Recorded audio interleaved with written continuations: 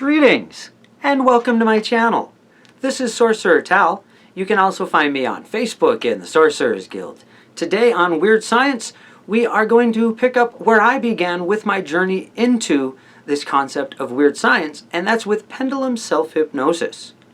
Okay, so this is a great example of the type of thing that I am talking about with weird science, in that we are on the edge of accepted science of psychology, and, well, I guess hypnosis is considered a bit of a pseudoscience, but then we're also going to be bringing in actual magical concepts into this idea.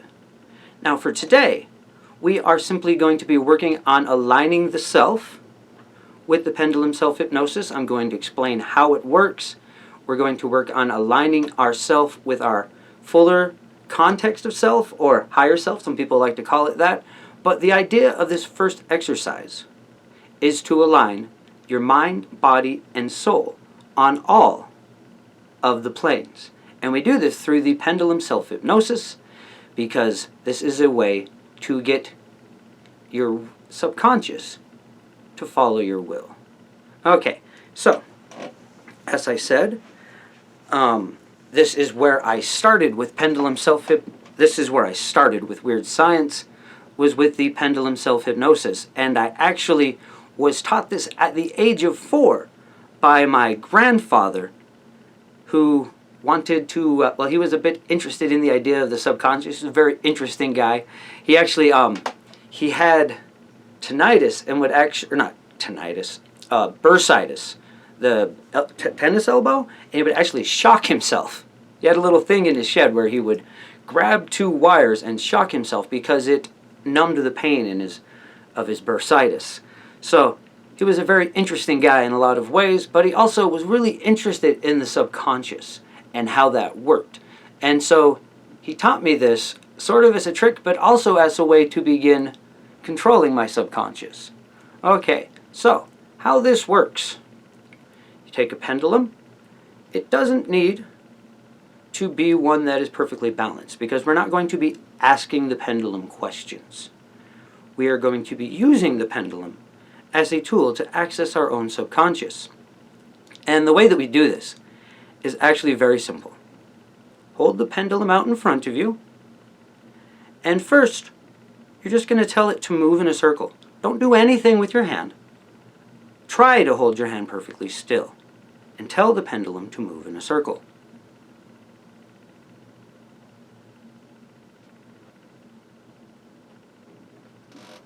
Now, if you watch my hand very closely, my hand is not actually holding completely still, but I am not consciously moving it to do this.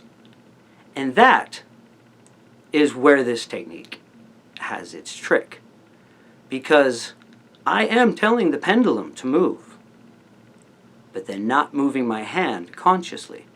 So my subconscious takes over and gets the pendulum to move.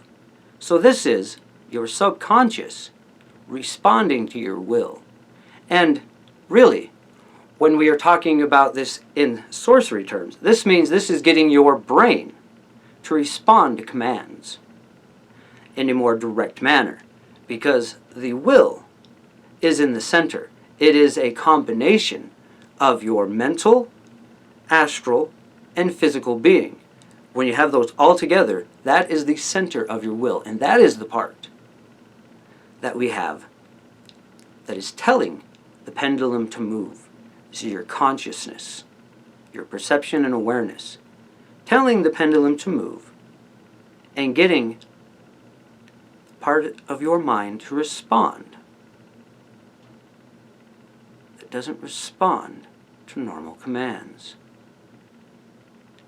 And then from there, first tell the pendulum to stop again. From there, this first exercise is, as I said, aligning yourself with your will. So, rather than just telling the pendulum to move, you will say, as the pendulum turns, I become aligned with myself. As the pendulum turns, I become aligned with myself. And then you will visualize your personal sigil if you have one, and imagine that drawing a line down from your fuller self with that sigil down through the pendulum and into your body, and imagine a perfect balanced line coming down from your sigil and your fullest self down through your body and entering you, aligning, becoming straight and balanced with who you are and your will. Now, I mentioned executive dysfunction. This is where I have been going farther than I did with the pendulum before. When I did this as a child, I was mostly trying to align myself. In essence, just to do that, because I had ADD really bad. And this is part of how I learned to get myself to focus and control what I was doing. So I suppose I was using some using it to control my executive dysfunction back then. But now, as I am aligning myself, I am imagining that my will has stronger precedence over my mind. And so that when I tell myself to do things, I will get up and do them instead of resisting myself. And I allow that to be part of the alignment.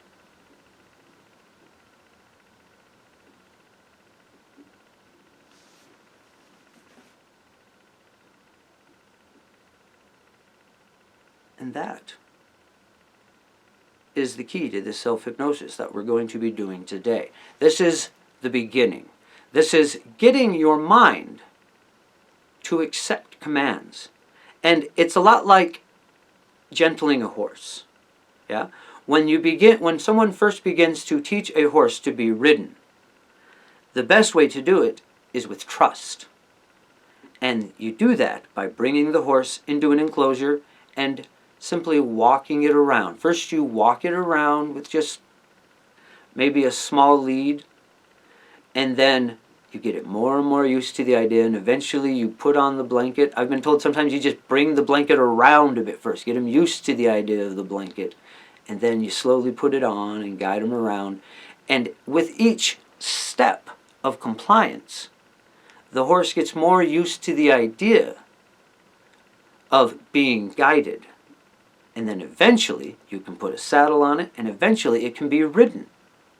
Because you are establishing rapport and trust with the horse. And this is the same thing that we are doing with our subconscious mind, and also using this to align with our fuller self. And that's where the astral part comes in, because we are using this not just to align our conscious self with our subconscious, but to align our everyday conscious self with our fuller self or higher self. And that is where we're going to begin this first exercise. Now, this is something that I myself have fallen out of doing for the last probably 15 years. I have been not doing it as much as I did when I was a child. The last few weeks, I have been doing it at least twice a day. I try to remember to do it not long after I get up, and then immediately before bed.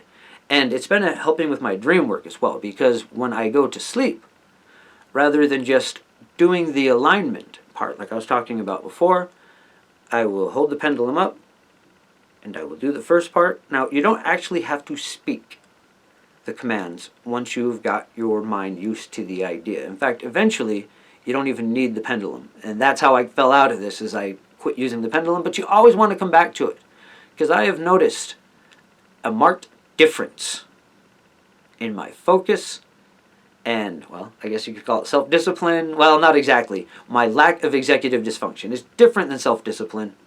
Anyone that has ADD knows exactly what I mean, but this does help.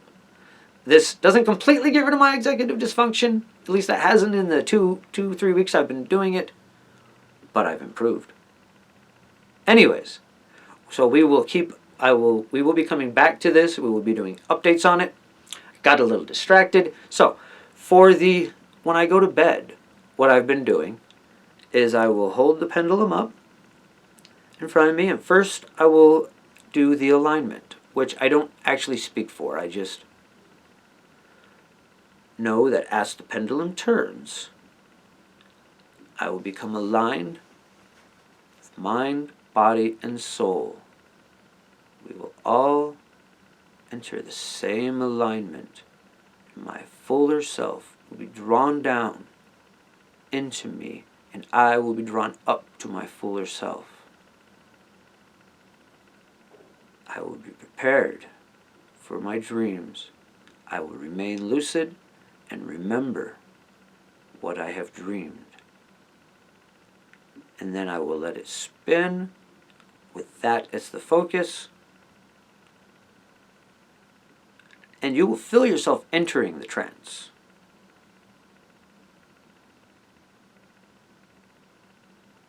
As you focus on the pendulum,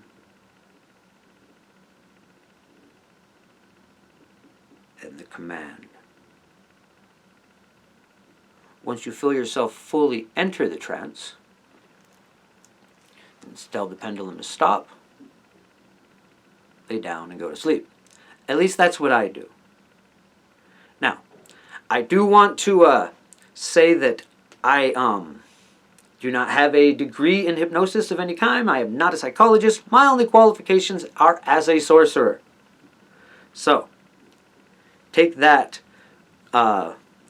in accordance with what we are going to be discussing with the self-hypnosis. I do not have a degree in psychology. I am simply a sorcerer who has been studying this practice, well, for 41 years now. 45. I'll be 46 in a couple, actually. Not long. April 11th. Not long at all. In like 2 weeks, it'll be 46 years that I've been, or 45 years since I've been practicing, since I'll be 46. Anyways, I actually have started a second group on Facebook called Weird Science Lab. I'm going to leave a link for that in the comments, or in the description post. Yeah, I will post a link to that in the description portion of this video. It's Weird Science Lab. There's still some transition going on, so you might find a little bit of chaos magic stuff left there, but it's now the Weird Science Lab, and we're going to be using that channel to discuss the weird science and document the experiments. So if you're really interested in this playlist and you're on Facebook, I highly suggest that you also join my Facebook group, Weird Science Lab. I will leave a link for it in the comments. Just post in there, in the questions, say that you heard about it here. We'll approve you, and we'll discuss. We will get into more in depth of what I'm doing there. Okay, so let's see. What else do I want to say about this today? Yes, we will be going more into this. We might get into the computerizing of the brain, depending on how much interest there is in that. I don't think it's really a necessary step, just to get yourself balanced and in control. You can use whatever kind of interface for your brain that you want. I use a computer. It's been very interesting. If you really want me to go with explaining on how to do that, we'll talk about it in the comments, or say it in the comments, and we will take this more in that direction. But self-hypnosis isn't going to be the only thing we talk about on the Weird Science Lab. It'll be something we come back to a lot. Anyways, if you've listened to me ramble for this last little bit here, then you really must have enjoyed the video. Go ahead and give me a like. But that's going to be it for this episode. Thank you once again for joining me. If you haven't subscribed to the channel, please take the opportunity to do so now. Until next time, bright blessings and an interesting fate. This has been Sorcerer Tal.